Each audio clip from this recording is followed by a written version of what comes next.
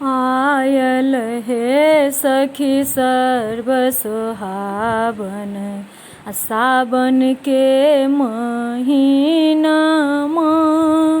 साजी भर भर फूल लोढ़ी लायब, नाग लिखब मैना पात में, लाबा दूध ओतै छिड़ियायब, दीप जरे एही बात में।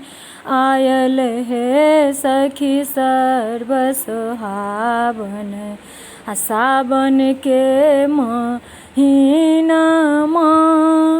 जाहि जूहि भरल पन पथिया, छीटब कोबर घर में, माटिक नाग बनल छथ करिया, पूजब कोबर घर में, लाबा दूध ओतै छिड़ियायब, दीप जरे एही बात में।